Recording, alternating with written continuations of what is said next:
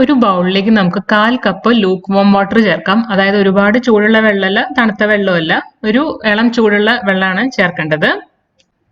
ഇതിലേക്ക് 1 teaspoon dry ഈസ്റ്റും 1 teaspoon പഞ്ചസാരയും നമുക്ക് ചേർക്കാം.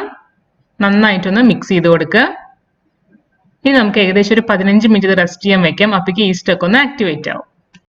വേറൊരു പാത്രത്തിലേക്ക് നമുക്ക് 1 കപ്പ് മൈദ ചേർക്കാം. 1 കപ്പ് എന്ന് പറയുന്നത് 250 ml കപ്പിലാണ് ഞാൻ എടുത്തിട്ടുള്ളത്. ഇതിലേക്ക് നമുക്ക് 3 അല്ലി വെളുത്തുള്ളി ചെറുതായിട്ട് അരിഞ്ഞത് ചേർക്കാം. പിന്നെ ഒരു 1/2 ടീസ്പൂൺ ഒറിഗാനോ ചേർക്കാം. ഇതാണ് ഒറിഗാനോ, നമുക്കിത് സൂപ്പർ മാർക്കറ്റ്സിലൊക്കെ കിട്ടും. ഒരു ഇറ്റാലിയൻ ഹെർബ് ആണിത്. പിന്നെ നമുക്ക് ഇതിലേക്ക് 1 ടേബിൾ സ്പൂൺ റിഫൈൻഡ് ഓയിൽ ചേർക്കാം. ബട്ടർ ഉണ്ടെങ്കിൽ ബട്ടർ മെൽറ്റ് ചെയ്തിട്ട് അത് ചേർത്തോളൂ, വെളിച്ചെണ്ണ ചേർക്കണ്ട. ഏതെങ്കിലും ടൈപ്പ് റിഫൈൻഡ് ഓയിലോ ഒലിവ് ഓയിലോ നിങ്ങൾക്ക് ചേർക്കാവുന്നതാണ്. പിന്നെ ഇതിലേക്ക് ഒരു 1/2 ടീസ്പൂൺ ചതച്ച മുളക് ചേർക്കാം. പിന്നെ ഒരു പിഞ്ച് ഉപ്പ് ചേർക്കാം, അതിക്കുള്ളിൽ ചേർക്കല്ലേ. പിന്നെ നമ്മൾ മുമ്പ് മിക്സ് ചെയ്ത് വെച്ചിരിക്കുന്ന ഈസ്റ്റും കൂടി ചേർക്കാം. ഇതെല്ലാം കൂടി ചേർത്ത് നന്നായിട്ടൊന്ന് കുഴച്ചെടുക്കുക.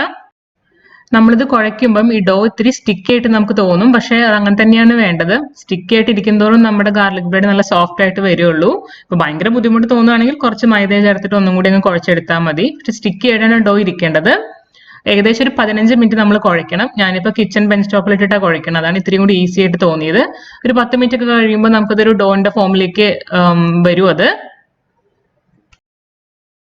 ഇപ്പൊ ഞാൻ നന്നായിട്ട് കുഴച്ചെടുത്തിട്ടുണ്ട്. നല്ല സോഫ്റ്റ് ആയിട്ടുള്ള ഡോ ആണ് നമുക്ക് കിട്ടിയിട്ടുള്ളത്. ഇതുപോലെ നല്ല സ്മൂത്ത് ആയിട്ടുള്ള ഡോ വേണം നമ്മൾ കുഴച്ചെടുക്കാനായിട്ട്. ഇനി നമുക്കിത് അടച്ചു വെച്ച് നല്ല വാം ആയിട്ടുള്ള സ്ഥലത്ത് ഏകദേശം ഒരു 2 മണിക്കൂർ റെസ്റ്റ് ചെയ്യാനായിട്ട് വെക്കാം. ഇപ്പൊ നമ്മുടെ ഡോന്റെ സൈസ് കണ്ടോ, ഡബിൾ ആയിട്ടുണ്ട്. ഇപ്പൊ ഇനി നമുക്ക് ജസ്റ്റ് ഒന്ന് ഇതുപോലെ ഒന്ന് പഞ്ച് ചെയ്ത് കൊടുക്കുക. എന്നിട്ട് ഇത്തിരി ബെഞ്ച് ടോപ്പിൽ മൈദ ഒന്ന് സ്പ്രെഡ് ചെയ്യുക. എന്നിട്ട് നമ്മുടെ ഡോ വീണ്ടും ഒന്ന് നന്നായിട്ടൊന്ന് കുഴച്ചെടുക്കുക. അപ്പൊ ഒന്നും കൂടി ഒന്ന് സോഫ്റ്റ് ആവാനായിട്ടാണ് വീണ്ടും നമ്മളൊന്ന് കുഴച്ചെടുക്കുന്നത്. ഇനി നമുക്കിതൊന്ന് പരത്തിയെടുക്കാം. അപ്പൊ നമുക്കിതൊരു ഓവൽ ഷേപ്പിൽ പരത്തിയെടുക്കാൻ പറ്റുമെങ്കിൽ നല്ലതാണ്. ഇനിയിപ്പോ അങ്ങനെ പറ്റാത്തവർ സാധാരണ ചപ്പാത്തിയൊക്കെ പരത്തണ പോലെ പരത്തുക.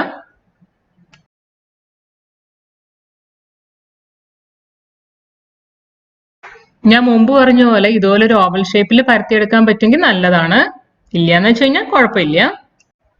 ഈ ഒരു തിക്നെസ്സിൽ വേണം നമ്മൾ പരത്താനായിട്ട്. നമ്മൾ ചപ്പാത്തിക്കൊക്കെ പരത്തില്ല, അതിനേക്കാളും ഇത്രയും കൂടി തിക്കായിട്ട് വേണം പരത്താനായിട്ട് കേട്ടോ. ഞാനിവിടെ 1/4 കപ്പ് ബട്ടർ എടുത്തിട്ടുണ്ട്. അതൊന്ന് മെൽറ്റ് ചെയ്തിരിക്കുന്നതാണ്. അപ്പൊ എങ്ങനെയാണ് മെൽറ്റ് ചെയ്യേണ്ടതെന്ന് ഇപ്പൊ എല്ലാവർക്കും അറിയായിരിക്കും. ഇല്ലെങ്കിൽ എൻ്റെ ബിസ്ക്കറ്റ് ചോക്ലേറ്റ് കേക്കിന്റെ റെസിപ്പി കണ്ടാൽ മതി. അതിനകത്ത് ഞാൻ ചോക്ലേറ്റും ബട്ടറും കൂടി ഡബിൾ ബോയിലിംഗ് മെത്തേഡിൽ മെൽറ്റ് ചെയ്തിട്ടുണ്ട്. അപ്പൊ അത് കണ്ടാൽ മനസ്സിലാവും ബട്ടർ എങ്ങനെയാണ് മെൽറ്റ് ചെയ്യേണ്ടതെന്നുള്ളത്. ഇതിലേക്ക് 2 വലിയ വെളുത്തുള്ളി ചെറുതായിട്ട് അരിഞ്ഞത് ചേർക്കാം. ഇതിലേക്ക് പിന്നെ ഒരു 1/4 ടീസ്പൂൺ ഒറിഗാനോ ചേർക്കാം. പിന്നെ 2 ടേബിൾ സ്പൂൺ മല്ലിയിലയും കൂടി ചേർക്കുക. എന്നിട്ട് നന്നായിട്ടൊന്ന് മിക്സ് ചെയ്യുക. ഇനി നമുക്ക് ഇതിന്റെ എല്ലാ സൈഡിലേക്കും ഈ ബട്ടർ ഗാർലിക് മിക്സ് ഒന്ന് തേച്ച് കൊടുക്കാം.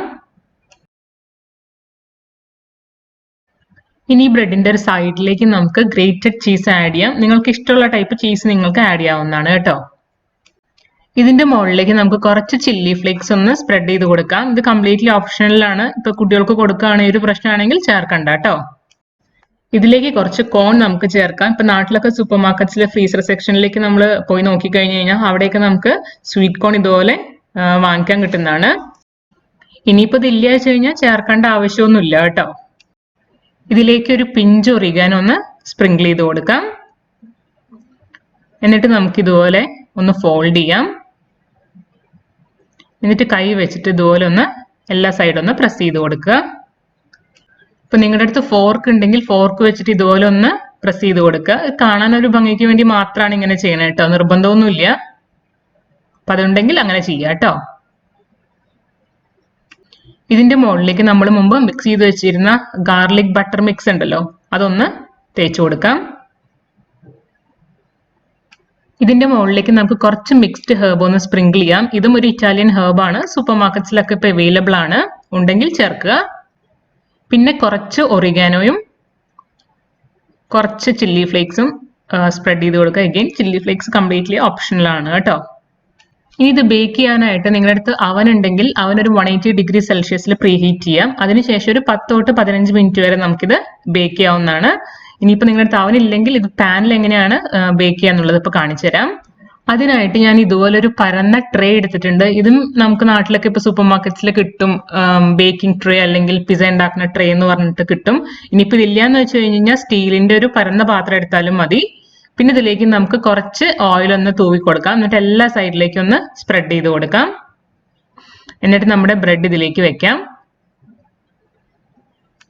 എന്നിട്ടൊരു നൈഫ് വെച്ചിട്ട് ഇതുപോലെ ഇങ്ങനെ ചെറിയ ചെറിയ കട്ട്സ് നമുക്ക് ഉണ്ടാക്കാം. ബ്രെഡിന്റെ ഉള്ളിലേക്ക് നമ്മൾ കട്ട് ചെയ്യരുത്, ജസ്റ്റ് ആ ടോപ്പ് പോർഷനിൽ മാത്രമേ കട്ട് ചെയ്യാവൂ കേട്ടോ. ഇത് ബേക്ക് ചെയ്ത് വരുമ്പോൾ നമുക്ക് കട്ട് ചെയ്ത് എടുക്കാൻ എളുപ്പത്തിലാണ് ഇങ്ങനെ ചെയ്യണത്. ഇനി നമുക്ക് ഇതുപോലെ വലിയൊരു പാനിലേക്ക് ഇതുപോലെ ഒരു സ്റ്റാൻഡ് വെക്കാം. എന്നിട്ട് നമുക്കിത് അടച്ചു വെച്ച് ഒരു മീഡിയം ഫ്ലെയിമിൽ 15 മിനിറ്റ് ഒന്ന് പ്രീ ഹീറ്റ് ചെയ്യാം. അതിനുശേഷം നമ്മുടെ ബ്രെഡ് ഇതിലേക്ക് വെച്ചു കൊടുക്കാം. എന്നിട്ട് ഇതൊരു ലോ മീഡിയം ഫ്ലെയിമിൽ ഏകദേശം ഒരു 15 തൊട്ട് 20 മിനിറ്റ് വരെ അടച്ചു വെച്ച് നമുക്ക് കുക്ക് ചെയ്യാം. ഹൈ ഫ്ലെയിമിൽ കുക്ക് ചെയ്യരുത്, പെട്ടെന്ന് കരിഞ്ഞു പോവും. ലോ മീഡിയം ഫ്ലെയിമിൽ വേണം കുക്ക് ചെയ്യാനായിട്ട് കേട്ടോ. പിന്നെ ഇതിന്റെ കുക്കിംഗ് ടൈം എന്ന് പറയുന്നത് നമ്മൾ യൂസ് ചെയ്യുന്ന ബേണറും ഫ്ലെയിം ഒക്കെ അനുസരിച്ചിട്ട് വ്യത്യാസം ഉണ്ടാവും. അപ്പൊ ഏകദേശം ഒരു 15 മിനിറ്റ് കഴിയുമ്പോൾ തുറന്നു നോക്കുക കുക്ക് ആയിട്ടുണ്ടോ എന്നുള്ളത് കേട്ടോ. പിന്നെ ഇത് ഓവർ കുക്ക്ഡ് ആവാതിരിക്കാനും ശ്രദ്ധിക്കണം. ഓവർ കുക്ക്ഡ് ആയി കഴിഞ്ഞാൽ നമ്മുടെ ഗാർലിക് ബ്രെഡ് ഭയങ്കര ഹാർഡായി പോകും കേട്ടോ. അപ്പൊ അതൊന്ന് ശ്രദ്ധിക്കണേ. ഇപ്പൊ ഏകദേശം ഒരു 17-18 മിനിറ്റ് ആയിട്ടുണ്ട്. നമുക്കൊന്ന് തുറന്നു നോക്കാം. ഇപ്പൊ നമ്മുടെ ഗാർലിക് ബ്രെഡ് ഒക്കെ ഇവിടെ കുക്ക്ഡ് ആയിട്ടുണ്ട്. കണ്ടോ, നല്ല സോഫ്റ്റ് ആയിട്ടാണ് വന്നിട്ടുള്ളത്. ഞാൻ ഏകദേശം ഒരു 15 മിനിറ്റ് കഴിഞ്ഞപ്പോൾ ഒന്ന് തുറന്ന് നോക്കിയിട്ടുണ്ടായിരുന്നു കുക്ക് ആയിട്ടുണ്ടോ എന്നുള്ളത്. അപ്പൊ അത് ഇടയ്ക്കിടയ്ക്ക് നിങ്ങളൊന്ന് ശ്രദ്ധിക്കണേ. ഇനി നമുക്കിതൊരു സെർവിംഗ് ഡിഷിലേക്ക് മാറ്റാം. ഇപ്പൊ നമ്മുടെ വീട്ടിലുണ്ടാക്കിയ ഗാർലിക് ബ്രെഡ് ഇവിടെ റെഡി ആയിട്ടുണ്ട്. ഞാനിത് കട്ട് ചെയ്തൊക്കെ വെച്ചിരിക്കുകയാണ്. നല്ല ടേസ്റ്റിയാണ് കേട്ടോ. നമുക്ക് ഇത് ഡോമിനോസിൽ നിന്നും പോയിട്ട് വാങ്ങിച്ച് കഴിക്കേണ്ട ആവശ്യമില്ല. വീട്ടിൽ തന്നെ നല്ല അടിപൊളിയായിട്ട് ഉണ്ടാക്കാൻ പറ്റും. അപ്പൊ എല്ലാവരും ഇത് ഉണ്ടാക്കി നോക്കൂ കേട്ടോ ഇതുപോലെ. എന്നിട്ട് നിങ്ങളുടെ ഫീഡ്ബാക്ക് ഒക്കെ എന്നെ അറിയിക്കണേ. അപ്പൊ നമുക്ക് അടുത്ത ആഴ്ച മറ്റൊരു അടിപൊളി ഡിഷുമായിട്ട് വീണ്ടും കാണാം. അതുവരേക്കും ബൈ.